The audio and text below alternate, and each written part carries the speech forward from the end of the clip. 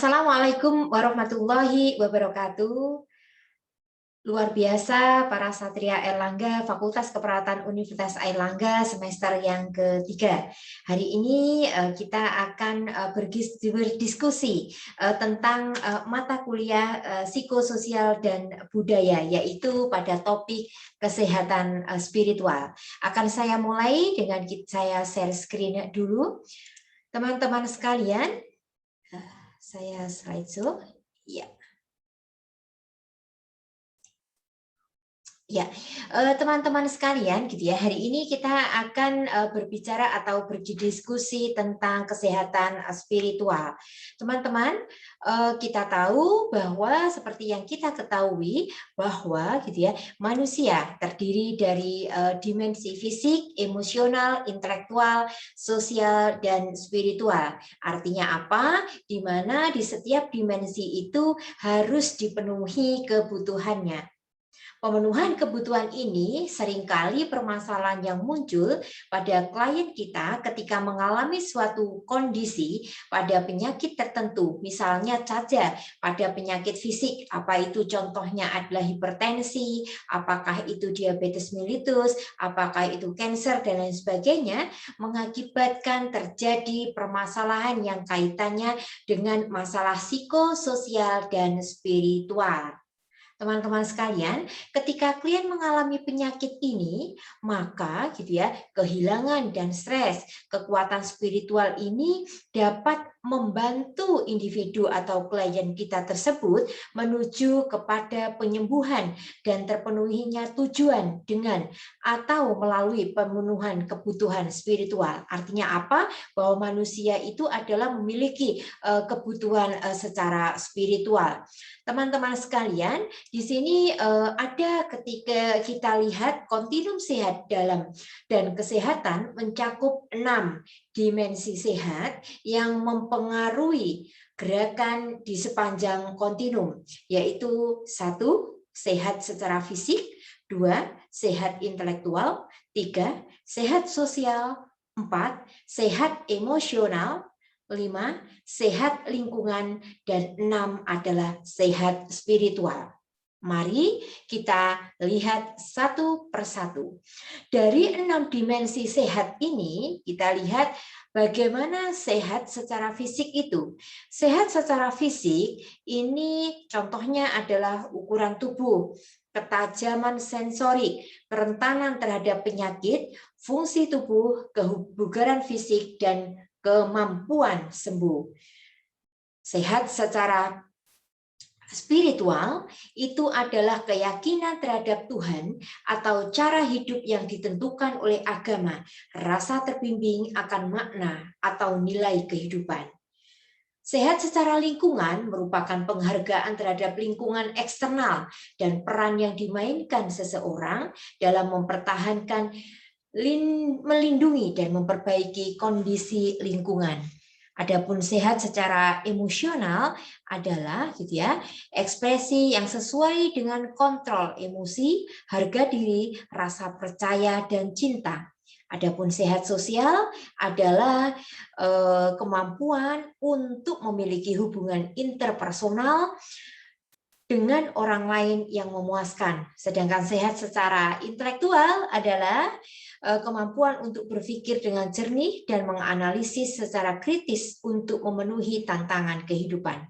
Teman-teman sekalian, kita akan kembali kepada definisi sehat dan definisi spiritual. Seperti bahasan kita, bahwa hari ini kita akan membahas tentang kesehatan spiritual yang dibentuk oleh 2 kata, yaitu kesehatan dan spiritual.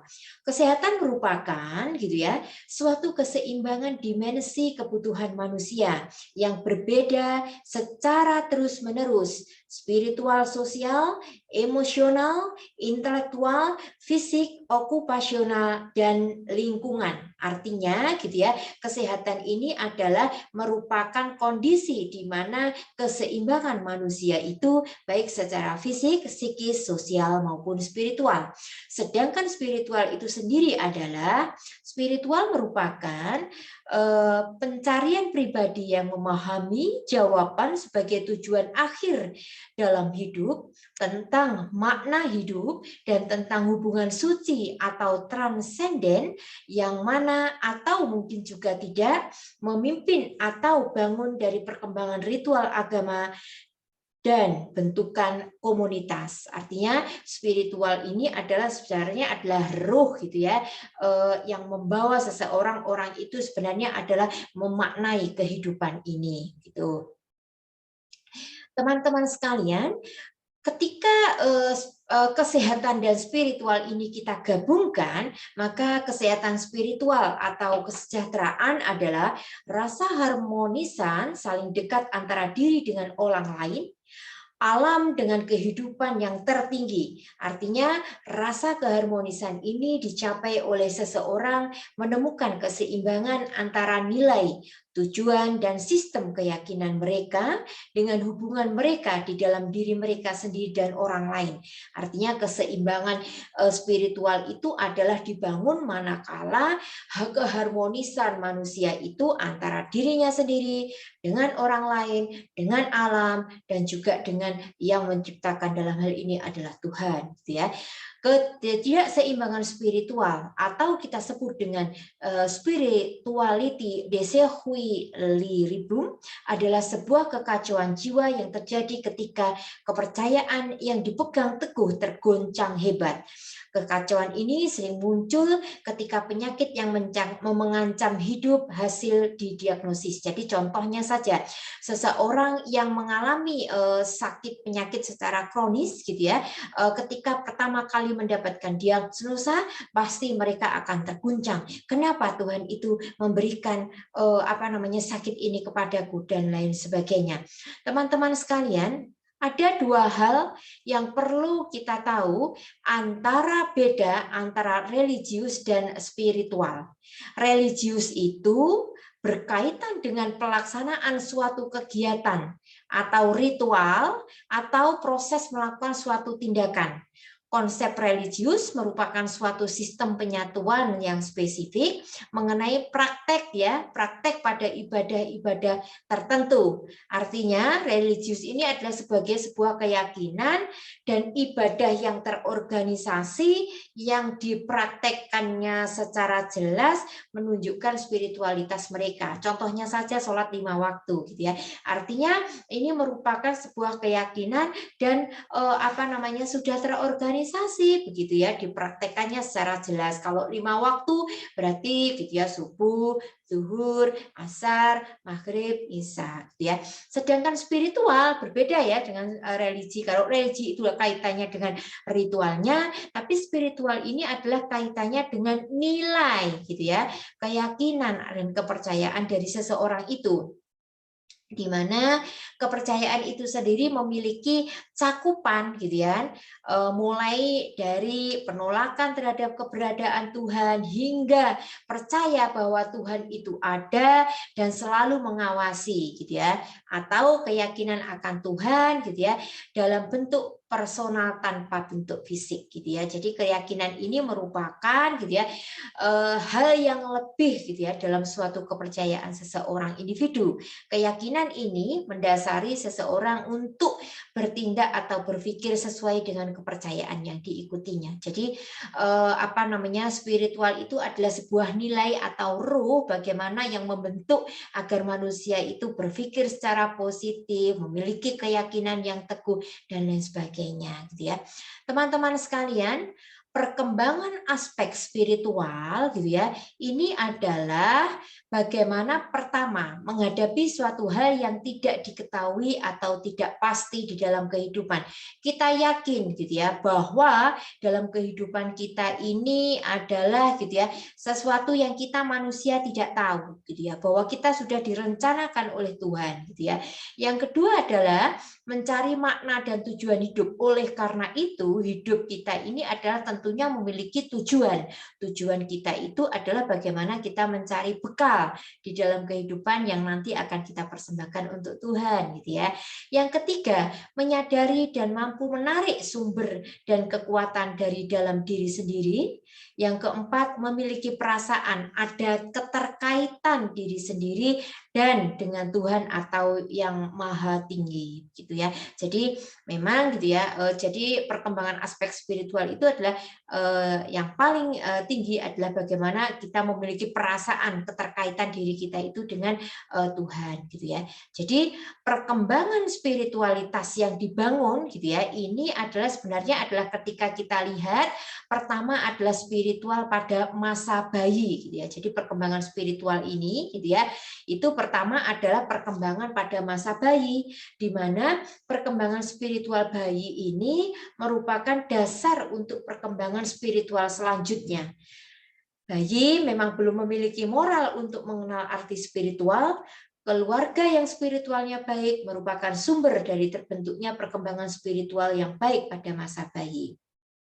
Oleh karena itu, perawat dapat menjalin kerjasama dengan orang tua bayi tersebut untuk membantu pembentukan nilai-nilai spiritual bayi. Teman-teman sekalian, berikutnya adalah masa pada usia 18 bulan sampai 3 tahun, di mana spiritual ini mulai menunjukkan perkembangan pada masa awal, gitu ya. Jadi awal anak di mana usia 18 sampai 3 tahun, anak sudah mengalami peningkatan kemampuan secara kognitif, anak dapat belajar membandingkan hal yang baik dan buruk untuk melanjutkan peran kemandirian yang besar. Tahap perkembangan ini memperlihatkan bahwa anak mulai berlatih untuk berpendapat, menghormati acara ritual di mana mereka merasa tinggal dengan aman. Obsesi kehidupan spiritual anak itu dapat dimulai dari kebiasaan yang sederhana seperti berdoa sebelum tidur, berdoa sebelum makan, atau cara anak memberi salam dalam kehidupan sehari-hari. Anak merasa lebih senang jika menerima pengalaman baru termasuk pengalaman spiritual. Inilah gitu ya yang menunjukkan bahwa pada tahap perkembangannya gitu ya, spiritual ini adalah berkembang gitu ya. Senang kan kalau anak-anak biasanya ayo sebelum makan doa dulu, misalnya sebelum tidur doa dulu gitu ya. Ada pengalaman-pengalaman yang mereka rasakan pada saat itu, di mana pada tahap perkembangan anak yang prasekolah 3 sampai 6 tahun, perkembangan spiritual pada anak prasekolah 3 sampai 6 tahun ini sangat berhubungan erat dengan kondisi psikologis dominannya, yaitu superego. Anak usia prasekolah mulai memahami kebutuhan sosial, norma dan harapan, serta berusaha menyesuaikan dengan norma keluarga. Anak tidak hanya membandingkan sesuatu benar atau salah, tetapi membandingkan norma yang dimiliki keluarganya dengan norma keluarga yang lain. Kebutuhan anak pada masa prasekolah adalah mengetahui filosofi yang mendasar tentang isu spiritual.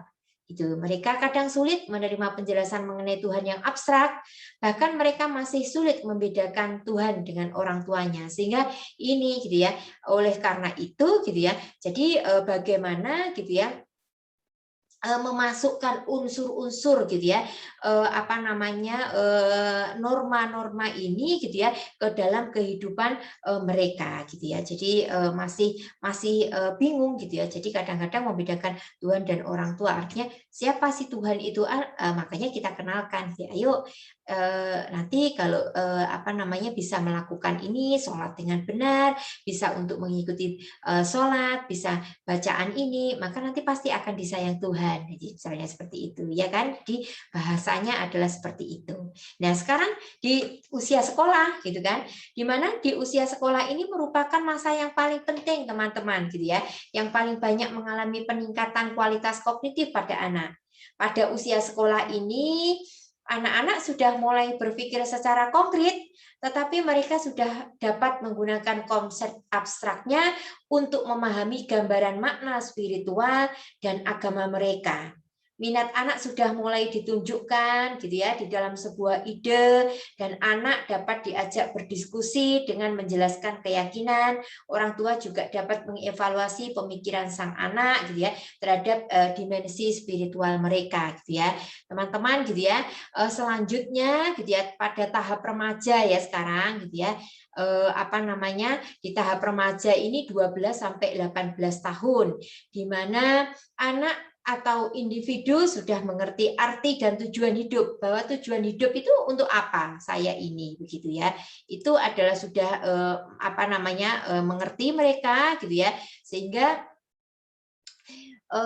apa namanya individu atau remaja ini menggunakan pengetahuan misalnya untuk mengambil keputusan saat yang akan datang, kepercayaan berkembang gitu ya dengan mencoba dalam hidup gitu ya. Remaja menguji nilai dan kepercayaan orang tua mereka dan dapat menolak dan menerimanya gitu ya. Secara alami mereka dapat bingung ketika menemukan perilaku atau role model yang tidak konsisten. Loh, kok apa namanya Bapak seperti ini, Ibu seperti ini. Oh, ini berarti tidak benar. Itu sudah mulai berkembang teman-teman gitu ya. Pada tahap ini kepercayaan pada kelompok yang paling tinggi perannya daripada keluarga. Jadi biasanya mereka ini gitu ya pada kelompok-kelompok misalnya adalah rohis itu apa namanya lebih dipercayai atau kerohanian gitu ya di dalam sekolah itu lebih dipercayai gitu ya daripada keluarganya gitu ya. Tetapi keyakinan yang diambil dari orang lain biasanya lebih mirip dengan keluarga walaupun mereka protes dan berontak saat remaja. Bagi orang tua ini merupakan tahap paling sulit karena orang tua melepas otoritasnya dan membimbing anak untuk bertanggung jawab. Seringkali muncul konflik orang tua dan anak. Nah, ini yang perlu juga berhati-hati gitu ya. Jadi bagaimana juga keluarga, bagaimana coba apa ya istilahnya memberikan sedikit otoritas gitu ya kepada remaja karena di sini mereka itu sudah mulai gitu ya antara apa kemampuan bagaimana berinteraksi dengan dunia luar atau dalam hal ini adalah kelompoknya itu juga lebih kuat memberikan pengaruh kepada mereka gitu. Jadi itu yang terjadi unsur-unsur perkembangan secara spiritual pada remaja begitu ya. Yang sekarang pada usia dewasa muda teman-teman, usia 18 sampai 25 tahun, di mana pada tahap ini individu itu mulai menjalani proses perkembangannya dengan melanjutkan pencarian identitas spiritual, memikirkan untuk menilai dan kepercayaan mereka yang dipelajari saat kanak-kanak dan berusaha merasakan sistem kepercayaan mereka sendiri. Spiritual bukan merupakan perhatian utama pada usia ini, mereka lebih banyak memudahkan hidup walaupun mereka tidak memungkiri bahwa mereka sudah dewasa. Jadi pada tahapan ini itu identitas spiritualnya sudah mulai nampak. Artinya mereka sudah mulai berpikir jauh ke depan gitu ya. Bagaimana mereka bisa untuk apa namanya makna di dalam hidup itu sebenarnya apa sih yang saya cari? Oh ya gitu ya. Oke, di sana mungkin pada tahap ini mereka sudah mulai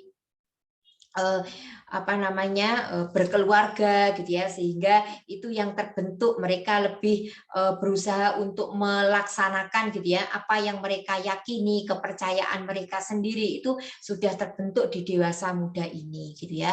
Selanjutnya pada dewasa pertengahan di mana usia 25 sampai 38 tahun gitu ya yang terjadi apa gitu ya tahap perkembangan spiritual sudah mengetahui konsep yang benar dan salah. Mereka menggunakan keyakinan moral, agama, dan etik sebagai dasar sistem nilai. Mereka sudah merencanakan kehidupan, jadi ditata kehidupan mereka. Oh nanti apa namanya saya gitu ya menikah dan kemudian apa evaluasi selama ini apa yang sudah saya kerjakan, bagaimana tentang apa namanya ibadah yang sudah saya laksanakan dan lain sebagainya. Artinya mereka sudah mampu gitu ya, mulai untuk mengevaluasi gitu ya apa saja yang telah mereka kerjakan terhadap kepercayaan dan nilai-nilai spiritualnya. Nah, Untuk dewasa akhir teman-teman gitu ya, di usia sampai 65 tahun ini sudah tahapannya, nanti juga ada juga pada tahapan lanjut usia atau lansia di atas 65 tahun. Di dewasa akhir ini periode perkembangan spiritual pada tahap ini digunakan untuk introspeksi teman-teman dan mengkaji kembali dimensi spiritual. Kemampuan introspeksi ini sama baik dengan dimensi yang lain dari individu tersebut. Biasanya kebanyakan pada tahap ini kebutuhan ritual spiritualnya meningkat. Orang itu sudah merasakan bahwa gitu ya, apa sih sebenarnya yang sudah, apa sih dalam hidup itu yang dicari gitu ya. Kemudian gitu ya, apa kalau begitu memaknai hidup itu lebih gitu ya, lebih bagaimana mereka bisa untuk menata dan bahkan berintrospeksi diri sehingga mereka bisa untuk gitu ya. Jadi pada usia-usia ini biasanya adalah sholatnya ditingkatkan, misalnya ya, mengajinya ditingkatkan gitu ya. Jadi seperti itu gitu ya. Jadi ada upaya-upaya gitu ya, bagaimana mereka ini untuk memperbaiki nilai-nilai spiritualnya gitu ya. Untuk lanjut usia itu usia di atas 65 tahun ke atas sampai kemudian kematian gitu ya.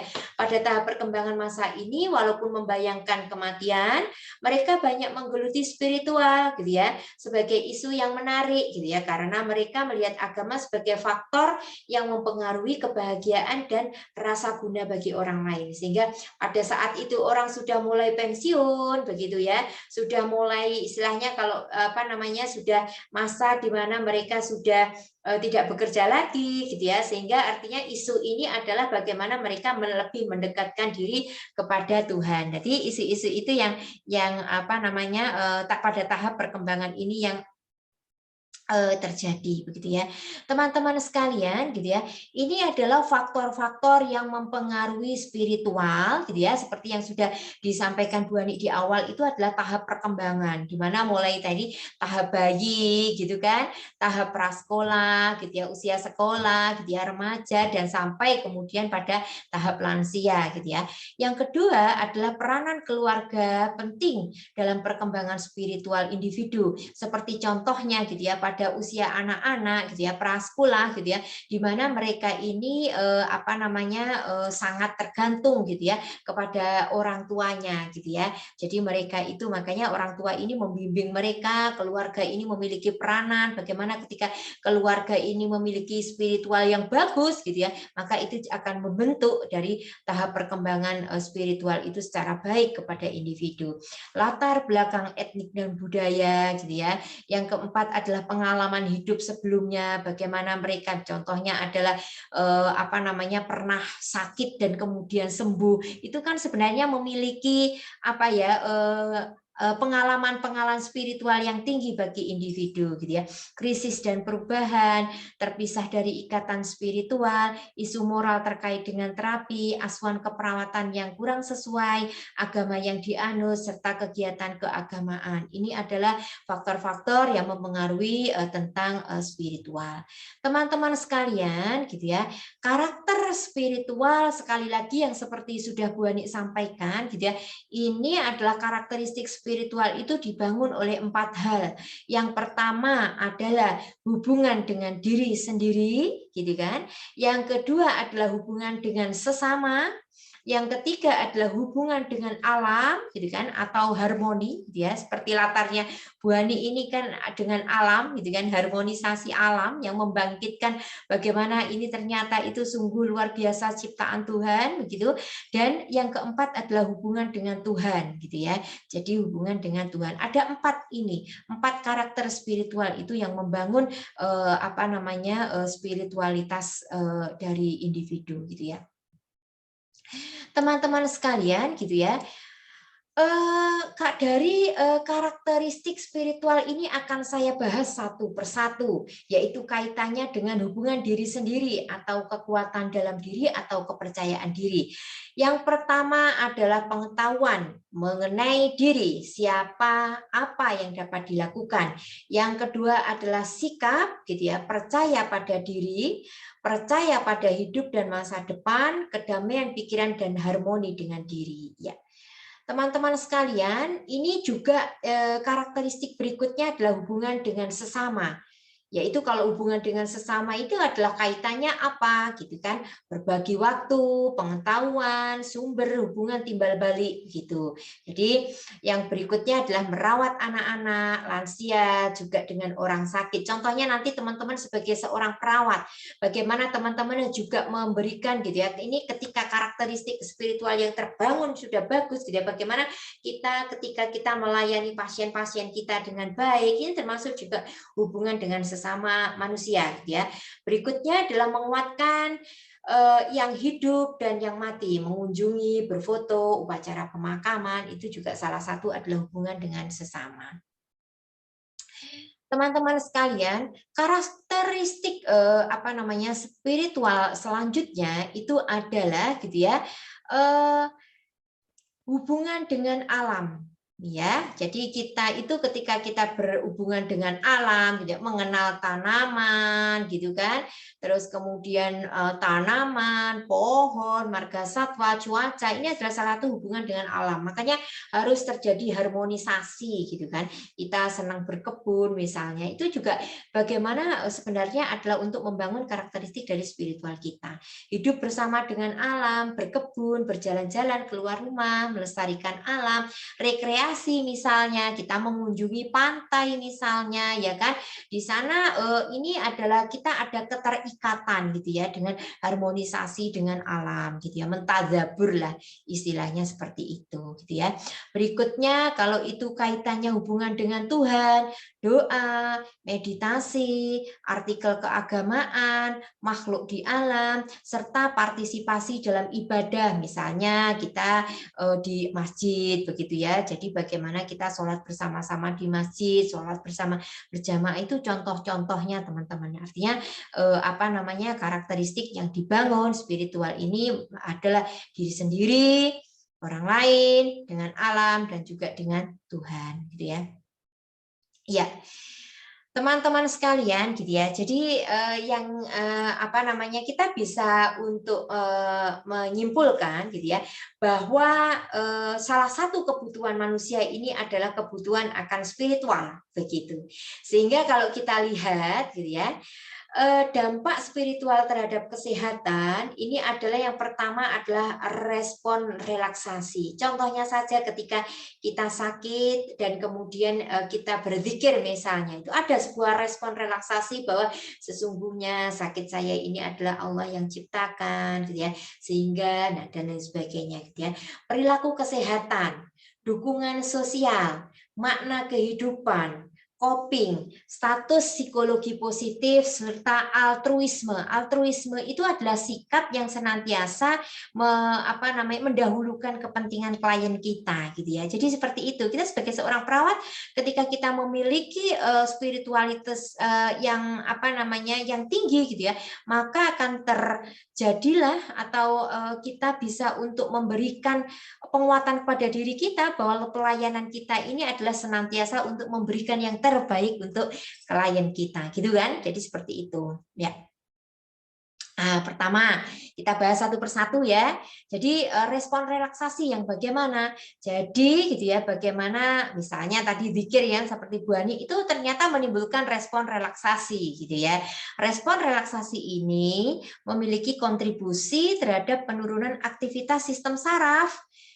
Ya kan? Jadi aktivitas sistem saraf simpatis, penurunan tekanan darah, penurunan tegangan otot dan lain-lain. Semuanya ini berkontribusi terhadap kesehatan yang lebih baik, begitu kan? Jadi sehingga teman-teman nanti misalnya gitu ya terinisiasi gitu ya untuk respon relaksasi, misalnya adalah efek zikir terhadap relaksasi. Nah, itu juga salah satu upaya-upaya kita melakukan penelitian untuk gitu ya respon spiritual ini terhadap kesehatan gitu ya. Oke, yang kedua adalah perilaku kesehatan, di mana agama berkontribusi untuk menurunkan perilaku yang tidak sehat, seperti orang minum alkohol, merokok, penyalahgunaan obat. Itu ketika kita melihat agama bahwa itu adalah haram, gitu ya, merokok itu makruh, maka gitu ya orang itu akan misalnya dengan sukarela, gitu kan? Karena sebenarnya spiritual itu adalah sebuah ruh yang membawa manusia itu kepada kebaikan. begitu kan, kepada kehidupan yang lebih tertib gitu. Jadi seperti itu. Berikutnya adalah dukungan sosial. Dukungan sosial itu seringkali keterlibatan agama juga dihubungkan dengan tingginya jaringan dan konsistensi dukungan sosial yang ditemukan dengan hasil kegiatan gitu ya. Dukungan kegiatan gitu ya. Dengan hasil kesehatan gitu ya, ditemukan dengan hasil kesehatan fisik dan psikologis juga yang positif. Jadi seperti itu teman-teman gitu ya. Ini terkait dengan dukungan sosial. Untuk selanjutnya gitu ya, makna kehidupan gitu kan. Jadi dampak-dampaknya adalah terhadap makna kehidupan yang bagaimana itu agama juga memiliki kontribusi pada rasa perpaduan dan pengalaman hidup seperti yang diharapkan dan semuanya dihubungkan dengan kesehatan fisik dan mental yang lebih baik begitu ya. Berikutnya adalah gitu ya, coping. Nah, selanjutnya dampaknya adalah terhadap coping.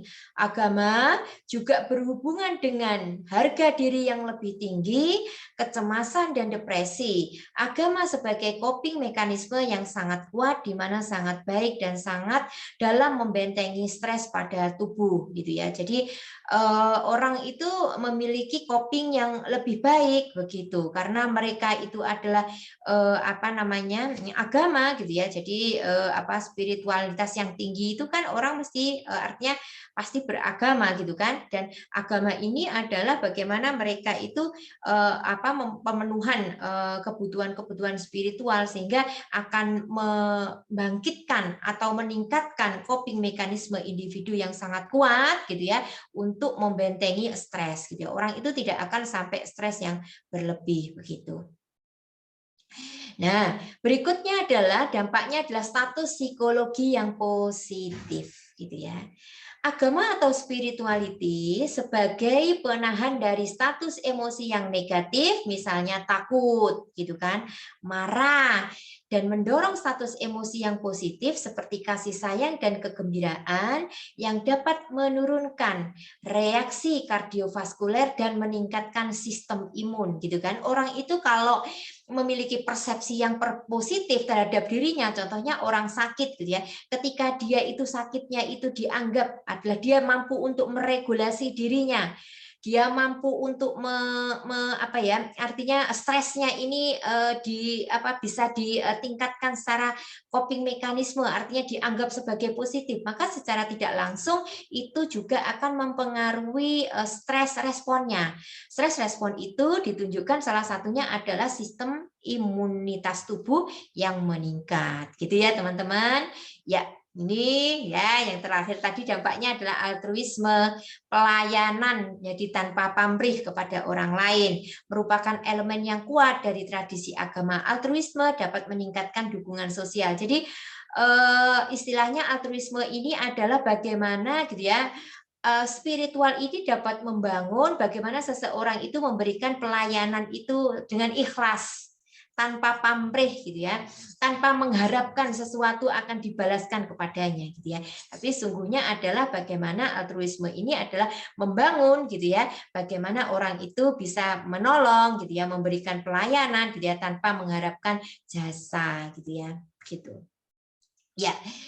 Jadi teman-teman sekalian gitu ya. Nah, kita berbicara sekarang ini adalah bagaimana gitu kan perspektif keperawatan spiritual ini gitu ya. Jadi perspektif Florence gitu ya, Florence Nightingale gitu ya, mengingatkan atau memikirkan Tuhan dalam spiritual bisa dilakukan dengan beberapa langkah sederhana.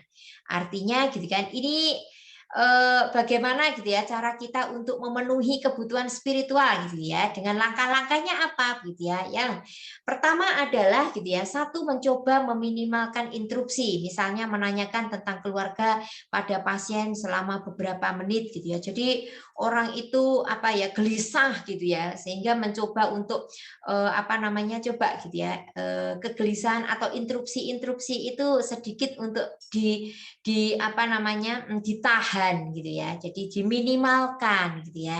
Yang berikutnya kita tarik nafas dalam, kita relaksasi dan rasakan keseluruhannya masuk ke dalam tubuh, ya kan? Jadi apalagi kalau relaksasinya diberikan unsur misalnya adalah zikir gitu kan dan lain sebagainya. Yang ketiga adalah buat agenda yang terorganisasi dan kekuatan penyembuhan dengan alam gitu ya. Contohnya orang yang meditasi misalnya seperti itu. Yang keempat, jelaskan penting langkah-langkah ini untuk kesejahteraan pasien, tetap fokus kepada proses, kaji respon pasien selama proses, dan ketika proses berakhir, ajak pasien mendiskusikan hasil tindakan yang telah dilakukan. Jadi ini sebenarnya adalah penting teman-teman gitu ya. Jadi bagaimana gitu ya kita tetap membawa pasien-pasien kita itu adalah kepada kebaikan. Bagaimana kita membawa pasien-pasien itu kepada perilaku yang sehat, maka gitu ya bagaimana adalah upaya-upaya kita untuk melakukan mengkomunikasikan kepada pasien gitu ya bahwa sesungguhnya adalah kebutuhan spiritual ini harus dimasukkan gitu ya di dalam unsur-unsur ketika dia mendapatkan krisis gitu. Krisis itu apa contohnya? Sakit tadi gitu kan. Jadi bagaimana Ibu gitu ya. Ayo makannya dimakan Ibu gitu ya. Barangkali dari suapan mana gitu ya, itu adalah Tuhan memberikan obat kepada kita, kita tidak tahu. Ayo Ibu dihabiskan. Itu adalah salah satu contoh-contoh motivasi bagaimana kita memberikan motivasi kepada klien kita. Ya, saya kira ini teman-teman sekalian gitu ya. Ini adalah kebutuhan-kebutuhan spiritual gitu ya yang kita berikan kepada pasien kita gitu ya. Sedianya bagaimana gitu ya kita mempelajari ini agar supaya kita nantinya sebagai seorang perawat itu senantiasa adalah melihat kondisi pasien kita ini adalah secara holistik. Kita tidak mengesampingkan kebutuhan spiritual, tetapi bagaimana kita kebutuhan spiritual ini akan menjadi sebuah integrasi di dalam merawat kita secara holistik, gitu ya, melihat pasien dari fisiknya, psikisnya, sosialnya, juga dari spiritualnya, gitu ya. Karena sesungguhnya, gitu ya, kesehatan spiritual itu sangat memberikan sokongan, gitu ya, kepada pasien-pasien kita di dalam menghadapi masa-masa krisisnya, gitu ya. Saya kira itu teman-teman sekalian, gitu ya. Semoga kuliah kita ini bisa untuk bermanfaat untuk kita semua dan silahkan gitu ya teman-teman bisa untuk dijawab gitu ya pertanyaan dari Bu Hani tadi dengan menuliskan di kolom komentar gitu ya. Menurut pendapat saudara gitu ya, apa pentingnya kesehatan spiritual ini di dalam memberikan pelayanan keperawatan gitu ya. Silahkan ditulis di kolom komentarnya jawabannya gitu ya. Kurang lebihnya saya mohon maaf apabila ada sesuatu dan lain hal yang kurang berkenan gitu ya. Terima kasih kurang lebihnya. Assalamualaikum warahmatullahi wabarakatuh dan salam sukses untuk kita semua. Perawat hebat, masyarakat sehat.